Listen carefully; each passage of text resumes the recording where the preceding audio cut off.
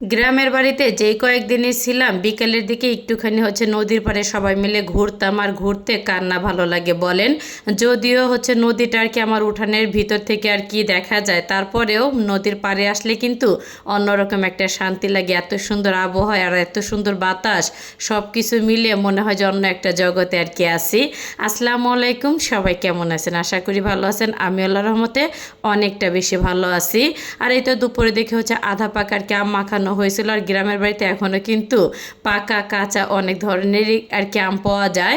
আর যাই হোক, তো আম আর কি খাওয়ার পরে তারপরেই তো এখানে আর কি কাঁঠাল খাইতে মন চাইলো। আর আমার শ্বশুর বাড়িতে দুইটা আর কি কাঁঠাল গাছ, তো একটাতে আর কি ধরে না, আর একটাতে ধরছে। আর যাই হোক, তো ছোট ছোট আর কি কাঁঠাল, তো রোয়াগুলি কিন্তু মাসাল্লাহ দিলে অনেক বড় বড়, আর কালারটাও কিন্তু অনেক সুন্দর।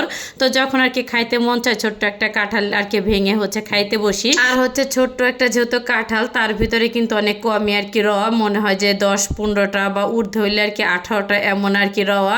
আর যাই হোক, তো মজা করে কাঁঠালগুলি আর কি খেয়ে নিলাম ছেলে মেয়ের সাথে করে। তারপরে যে রান্না করতে চলে আসলাম, তো ঢেঁড়স আর কি ভাজি করব। আর গ্রামের বাড়িতে না দেখা যাইতেছে যে সবজির কিন্তু অভাব নাই বললেই চলে। আমার শ্বশুরবাড়ির আশপাশ দিয়ে অনেক ধরনের আর কি সবজি চাষ করে। আর বাজারে যাইতে হয় না, বাড়িতে বসেই কিন্তু সবজি আর কি কিনে খাওয়া যায়। এটাও কিন্তু অনেক একটা আর কি সুবিধা মনে করি। আর তরতাজা সবজিটা আর কি পাওয়া যায়। আর এই তো ঢাকা থেকে ট্যাংরা মাছ আর কি নিয়ে গেছিলাম, তো ভাবলাম ধুন্দুল দিয়ে আর কি ট্যাংরা মাছটা রান্না করি। তো ফার্স্টে কিন্তু সব ধরনের আর কি মশলা দিয়ে ট্যাংরা মাছটা সুন্দর করে আর কি একটুখানি আর কি রান্না করে নিলাম। আর একসাথে দেখা যাচ্ছে সবজি বা মাছ দিলে না নুন আর কি ঝাল তো পুরাটা আর কি মাছের ভিতরে ঢোকে না। যাই হোক, তো মাছটা কিন্তু কষানো হয়ে গেলে মাছটাকে তুলে নিলাম। এখন ধুন্দুলগুলি দিয়ে সুন্দরভাবে নেড়ে চেড়ে তারপর ঢাকনা দিয়ে ঢেকে বেশ কিছুক্ষণ আর কি রান্না করে নিব আমি। আর ধুন্দুল আর কি সেদ্ধ হওয়া পর্যন্ত যাই হোক। আর এই তো ধুন্দুলটা কিন্তু সুন্দরভাবে সেদ্ধ হয়ে গেলে এখন কষিয়ে রাখা মাছগুলি দিয়ে দিলাম। আর বাড়িতে আসলে না গ্যাসের চুলাও আছে, তারপর মাটির চুলাও আছে, কিন্তু গ্যাসের চুলায় কেন যেন রান্না করতে মন চায় না। যখন অনেক বৃষ্টি আসে বা একদমই ভালো লাগে না, তখন দেখা যাইতেছে গ্যাসের চুলা আর কি রান্না করি। আর ম্যাক্সিমামই আর কি মাটির চুলা রান্না করি, এত বেশি যে ভালো লাগে যা বলার বাইরে। আর এই মাটির চুলা রান্না কিন্তু খেতে অনেক বেশি মজা। আর গ্যাসের চুলার থেকে কিন্তু মাটির চুলা রান্না অনেক দ্রুত কিন্তু আগায়। যাই হোক, তো দুপুরে দিকে আমার হাজব্যান্ডের অনেক পরিমাণে তার আর কি সেমাই খাইতে মন চাইছে। তো যেই ভাবনা চিন্তা সেই কাজ। আর ঈদের দিন কিন্তু আমি সেমাই রান্নাই করি নাই, তো অনেকটা ব্যস্ত থাকার কারণে আর কি। আর যে কোনো মিষ্টি জিনিস রান্না করতে না দুধ খাটি, তো তারপর দেখা যাচ্ছে মিষ্টি জিনিসও কিন্তু অতটাই মজা লাগে খেতে। আর এই তো বেশি করে দুধ দিয়ে আর কি সেমাইটা রান্না করতেছি।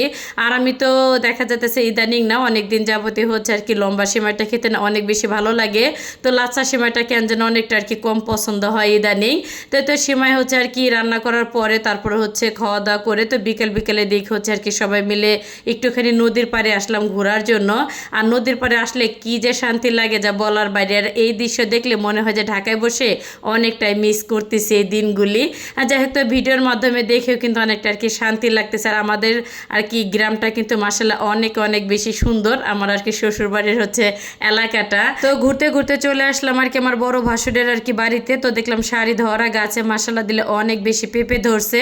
তো সব মিলে কেমন লাগলো আজকের ভিডিওটা সবার কাছে অবশ্যই কিন্তু কমেন্ট করে জানাবেন। সবাই ভালো থাকবেন। আসসালামু আলাইকুম।